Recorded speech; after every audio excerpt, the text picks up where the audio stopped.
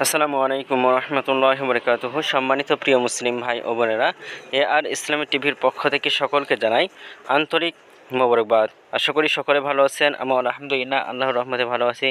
আজকে আপনাদের মাঝে আলোচনা করব নামাজের সময়সূচি সম্পর্কে। তো আজকে বুধবার 10 জুলাই 2024 ইংরেজি, 26 আষাঢ় 1431 বাংলা, 3 মহরম 1445 হিজরি, 1446 হিজরি। ঢাকা এবং পার্শ্ববর্তী এলাকার নামাজের সময়সূচি তুলে ধরছি। তারপরে অন্য জেলা বিভাগগুলোর নামাজের সময়সূচিগুলো আপনাদের মাঝে তুলে ধরবো। আজকে ঢাকা এবং পার্শ্ববর্তী এলাকার তাহাজ্জুদ এবং সেহরির শেষ সময় হলো 3টা বেজে 47 মিনিটে।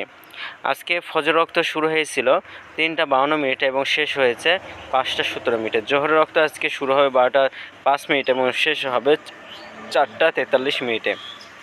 আসরের রক্ত আজকে শুরু হবে 4টা 44 মিনিটে এবং আসরের রক্ত আজকে শেষ হবে 6টা 48 মিনিটে।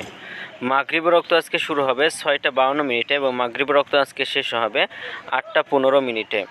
এশার রক্ত আজকে শুরু হবে 8টা 16 মিনিটে এবং এশার রক্ত আজকে শেষ হবে 3টা 47 মিনিটে।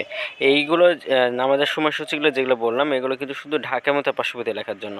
এবং ঢাকার মধ্যে আজকে সূর্যাস্ত যাবে 6টা 50 মিনিট এবং আজকে সূর্যোদয় হয়েছে 5টা 18 মিনিটে।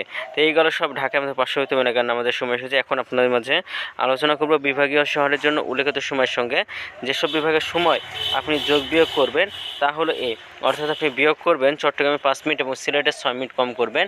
ঢাকার মতো পার্শ্ববর্তী এলাকায় যে আমাদের সময়সূচিরা রয়েছে সেখান থেকে চট্টগ্রামে 5 মিনিট এবং সিলেটে 6 মিনিট কম করে গণনা করবেন, তাহলেই কিন্তু হবে। এবং যোগ করবেন খুলনাতে 3 মিনিট, রাজশাহীতে 7 মিনিট, রংপুর 8 মিনিট, বরিশালে 1 মিনিট বেশি করবেন। ঢাকার মতো পার্শ্ববর্তী এলাকায় যে আমাদের সময়সূচিরা রয়েছে সেখান থেকে খুলনা 3 মিনিট, রাজশাহীতে 7 মিনিট, রংপুর 8 মিনিট, বরিশালে 1 মিনিট বেশি করে গণনা করবেন, তাহলেই কিন্তু হবে। তো আজকের ভিডিওটি পর্যন্ত ছিল। আর এই সূত্রটা আমরা নিয়েছি ইসলামিক ফাউন্ডেশন থেকে। ভিডিওটি ভালো লাগলে অবশ্যই কিন্তু চ্যানেলটি সাবস্ক্রাইব করে পাশে থাকবেন। ধন্যবাদ সকলকে। নিজে ভালো সুস্থ অপরকে ভালো রাখুন। আসসালামু আলাইকুম রহমতুল্লাহি ওয়া বারাকাতুহু।